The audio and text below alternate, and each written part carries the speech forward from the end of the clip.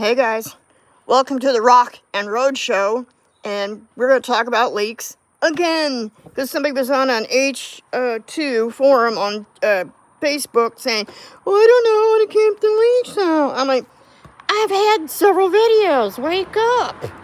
So I put extra trim around my lights. I even had to seal the lights because the brand new ones were leaking.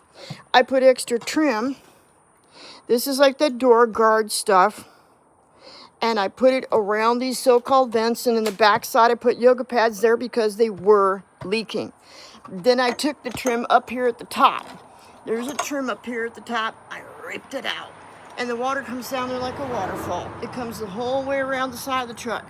Then I drilled in some holes for that bracket up there. And the water comes out. It doesn't get stuck in the bracket, even though I had my famous insulation in there. Right. You don't have to take that whole entire bracket apart like you've lost your mind on crack. And you don't have to clean it out. And it comes out. The problem with H2, the SUV, is they made this rubber too short. They made it about 2 inches and needed 3 inches because the water comes down, it comes right up over the edges. So I got some black door trim from like Wally World.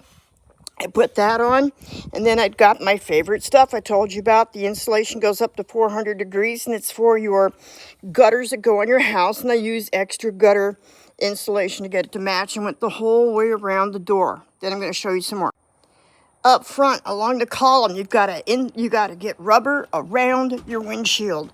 The whole way around your windshield, every single place you can think of, around your lights, and you got to drill more holes. You got to fill these guys also.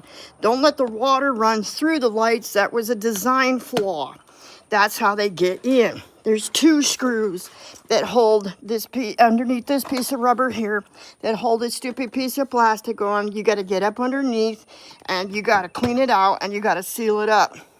The rubber up here, it comes down. You don't have to get into the rack like you're smoking crack.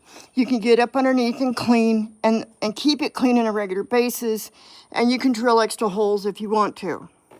Let's take a long shot at that so you can see what in God's name I'm talking about. 2 screws on this piece of plastic, lift it up, seal around your windshield. There's also an antenna up there I got around that puppy too because I think it was leaking. Then the lights, all the lights. I actually used a hair tie because it's got cloth around rubber. It makes a great seal. Then I found stuff up underneath the dash on both sides. It was getting into the dash on both sides. See the orange with the air conditioning condenser and this wiring here? It was leaking in. I also had leaks in the sides, and I filled those with my gutter insulation, and I filled it in to keep from mice getting in, and put a